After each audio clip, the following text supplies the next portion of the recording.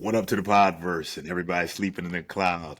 Welcome to the blacklog, where we talk black about TV, film, music.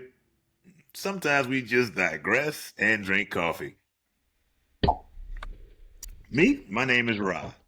The guy to my left, or he might be on my right, is Ron. If you're on Instagram, it might be the top or the bottom. But yeah, my name is Ryan, man. Shout out to etiffanycreations.com. Tiffany Custom Creations. No, they're not a sponsor, but I do have to give them a shout out because they got some great stuff and they make some great things, great apparel. I please go to the website if you're looking for all your apparel needs. All your apparel needs. That's my line. Oh, my bad. for all It your was. apparel, for all your apparel needs. Man, what's going on with you, man?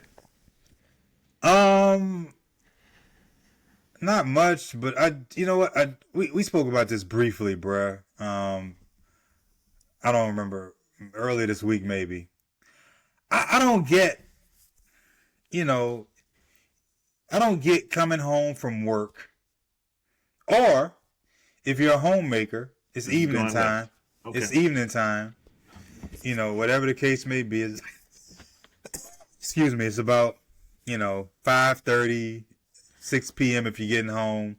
Maybe about 5:30 if everything's gotten settled. You got dinner ready for the kids or whatever the case may be for the family. I don't get pausing and saying, "Ooh, I forgot," and then running to maybe the front of the house and turning on your Christmas lights, and it is, let's say, January 8th, 2025. I don't get that. And I ride through my neighborhood and I'm like, why do y'all still have these Christmas lights up? Now you see that we might have lost a listener. Now. Your name, I don't get it, bruh. I mean, I'm just trying to figure out, bruh. I'm just trying to figure out. You get home from a long day's work. It's January 8th, 2025, and you come in the house and you're like, oh, my bad. Let me go ahead and turn on these Christmas lights because Christmas is over and New Year's is past and I but just hope we, I'm still putting up these Christmas lights. I'm just hoping we haven't offended a potential listener. Maybe I don't know any of your neighbors, so I'm just saying. I hope they. I mean, if they blinking too, bruh. Like the lights is blinking. I'm like, wow, really? They clearly know that Ryan is not happy about them still having their. I just look at it like I don't get it. That's all. I don't get it. I'm not angry with it. Not angry, just don't understand. Yeah. You know. What did Ted Lasso say? Don't be judgmental. Be curious. I need, and I probably need to watch Ted Lasso so I can understand everything you just said. It's a statement. It's a statement by Walt Whitman, writer back in the day. That's all. Yeah. But still, it's like don't be. When you see something that's not like you, don't be judgmental. Be curious. Huh? That's all. Okay. Oh, well, I'm curious. All right. We got that down pat. Why the hell? It just stand in front of the house. Why the hell are your lights still up? It makes no sense. You're driving through the neighborhood like this, bro. Like, all right. All right. Hey, as we have been doing here on the Black Log, because we digress, but we do talk about things, and we've been talking about the TV show, seminal sitcom, Good Times. We're doing 2 episodes. This one's named Sex and the Evans Family. Straight to the point. No, Straight to the point. There's no part 1, no part 2. It's just it. Hey, there, I was watching Good Times the other day, and it's an episode in like season 3. But when I looked at, I was like, oh, I always wonder what the name of this episode was, and you'll know exactly which one I'm talking about. Episode name, Cletus. That's it. You know exactly what I'm talking about. Oh, gosh, this name Cletus. It's not good. Cletus. Cletus. That's it. That and Cletus would go on to play on the Cross Super Show, and later on find out that he had a porn career too. The guy who played Cletus. Your eyes went. Really? Oh, wow. What's with the Manson eyes? Wow. Episode, as I say, episode 7, Sex in the Evans Family. Story by Donald Stewart. And let me tell you something, there are a lot of Donald Stewarts, and I tried to find out who this Donald Stewart was. It was one Donald Stewart who wrote Clear and Present Danger and Hunt for Red October, and I'm quite sure he wasn't the one who wrote Good. That'd be something though, huh? You go from Sex in the Evans Family to Clear and Present Danger, bro. You talk about a jump. You know what, man? There are a lot of writers like, say, you wrote this? Hey, man, $1's a dollar. Script was written by Jack Ellenson and Norm Paul. It was a team. They wrote on Andy Griffin, Danny Thomas, 227, Facts of Life, and directed by a favorite this first season, Herb Kenowith. We open and JJ seems to have become, since he just had, he's fresh off his patron making that artiste money. JJ has become quite the ladies' man, and he is going out on a date. This is his 4th date of the week. Stelma is also going on a date. They have these big dates, and he is knocking on the door. Thelma, you come out that bathroom, as we've seen before. And I got Florida is ironing their clothes for them. I cannot see Mama ironing my clothes for me at all. I must note that JJ is picking. He has an Afro pick, and he's picking his hair, and he's really just jabbing himself in the skin. Cause I'm like, you don't have enough hair for an Afro. I'm surprised I didn't pay attention to that either. He's just kind of doing this. It's like, what you think you call? Like that literally goes right over my head. I don't even remember that, but I'm surprised that I missed that because I would have probably noticed the same thing too. I thought the same thing. Yeah.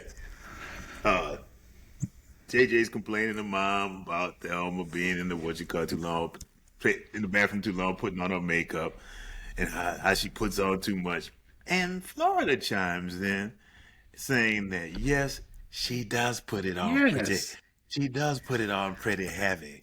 And I want to say, it's interesting looking at these episodes with no edits and seeing all of these parts. I was like, ooh, Florida. And I just wanted to say, Florida, you rocking that disco blue eyeshadow pretty heavy, you darn self.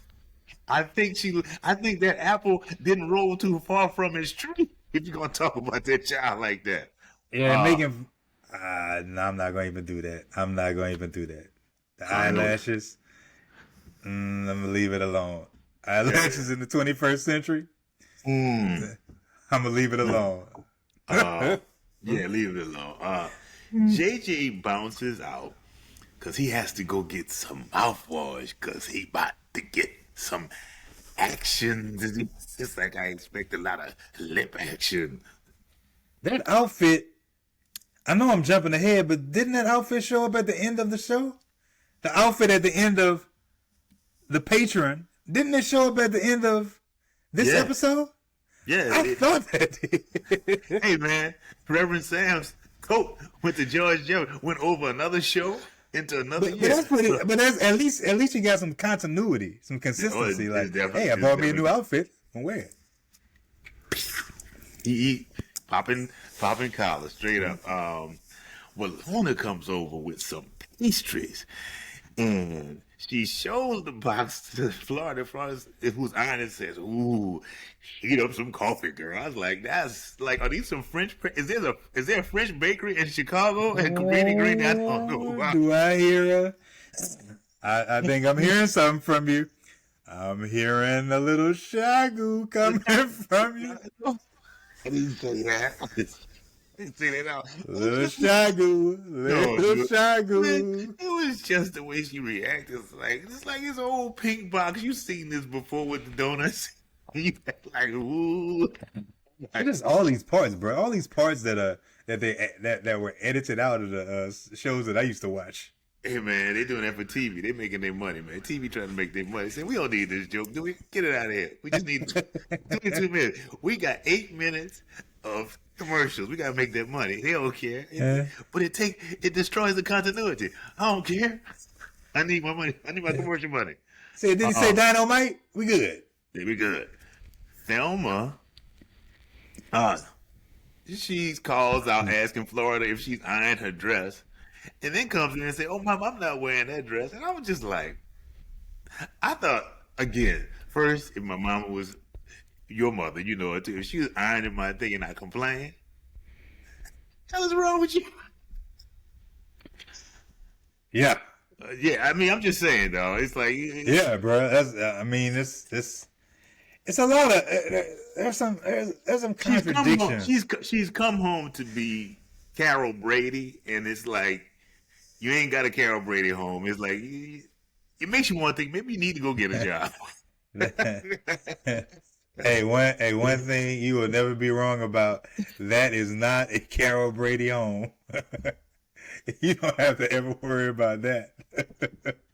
Florida starts bringing up to she's brought up to Walona too, but she's bringing it up to Thelma. It's like, Thelma, your daddy and I are still concerned about you dating a 21-year-old man. This man is not only in college; he's achieved his bachelor's degree. He is working to get his master's. He is finishing up his master's. So okay, he's very intelligent. I get that. He's kind of a was he 21? Did he say he was 21? He said he was 21. They say he was 21. Because quite honestly, master's degree, honestly, about, if it's a 2-year program, you might be looking at 23.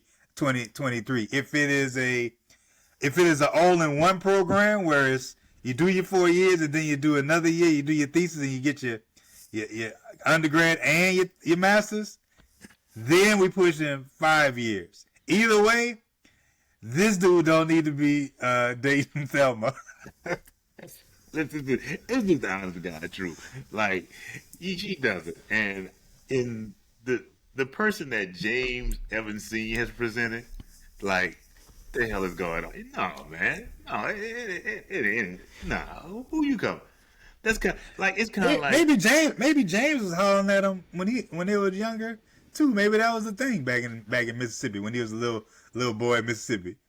Well, I don't know when James hollered at Florida. Was it in Mississippi or was it in Chicago? All we do know is that there's a 3-year difference. I think he hollered at her when they were in Mississippi. I would suspect Florida's from Mississippi. Yeah, that's true. I mean, where else would Florida be from but Mississippi? Yeah, but she expresses the whole thing about dating, and Thelma's into this.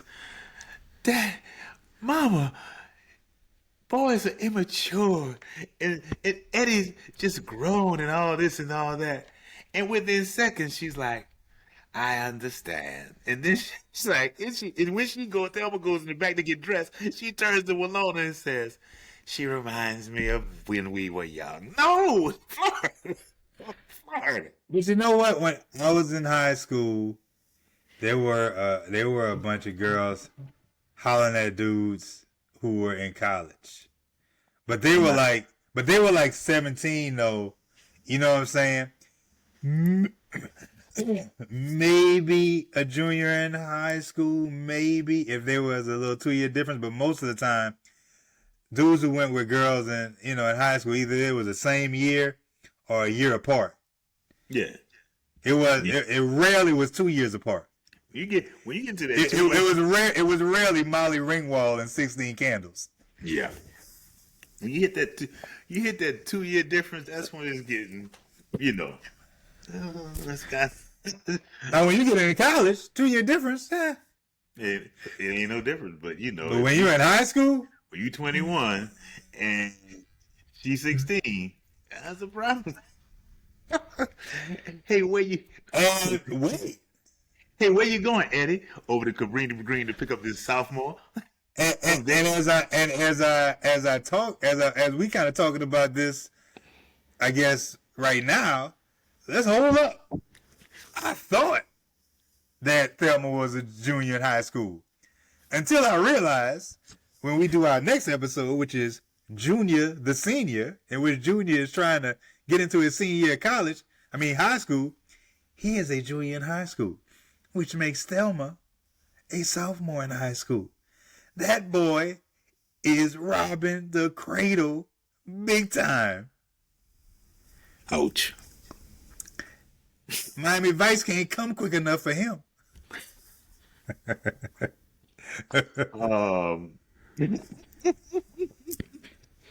That big ass part. We haven't got to that. You know what? Let's not talk because you just getting ahead of certain things. Thelma goes in the back and then she discovers a report on the sofa, and it's titled "Sexual Behavior in the Ghetto." Why is it that phrase "in the ghetto" is always said like that? In the ghetto. Everyone says it like it's an emphasis. It kind of would say that same way in Eric B. and Rakim's Ghetto. Nobody's smiling. No. And then we had Too Short. All of them, you're right. They all kind of sound the same. It's just, but I'm just saying, everybody is like, I don't know, in the 70s, you had to say "in the ghetto." It's like, it was always, you had to say it like that for some reason. Florida finds this, and she's upset because she's like, first of all, she's saying this filth, and she's already there. This is JJ. She knows it is this, that, and the other. And Walona said, well, maybe it's James. And Florida says, Walona, I got news for you. We've been married 18 years, and James don't need no instructions.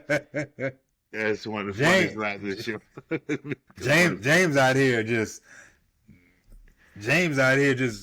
setting records. He smashed city. He is smashed city. She like, he don't need no instructions. This is James straight. I got 3 kids to prove it, and get it right.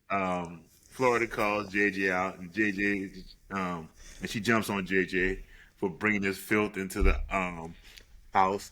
And he's like, "Mama, that's not mine. It's not." JJ was kind of funny too. Bless you. Huh? JJ was kind of funny too. Bless you. Thank you. JJ was kind of funny too, bro. Because he looked around like, Yeah. if this book can't tell it, I don't know why you think I can. Hey, for real. Michael comes home, and Florida's just so obvious. She's like, I know. get out of here. Got something behind me. Mommy, what's it? What are you doing? I came in from playing basketball. I just played basketball for 3 hours. It's like, go do your homework. Because Michael was like, Mama, I can't go back outside again and play more basketball. Hey, what, you trying to kill me? He said, I'm playing basketball for 3 hours. What do you want me to do? And he's like, go do your homework. I did my homework, Mom. Got nothing to do with that thing behind your back. And JJ snatched it from me and gave it to Michael. In fact, I got the line right here. Michael said, Mom, I've been playing for 3 hours. What you trying to do? Give me a heart attack? Oh my God. I was like, I know I got that line somewhere. Michael was like, you trying to kill me?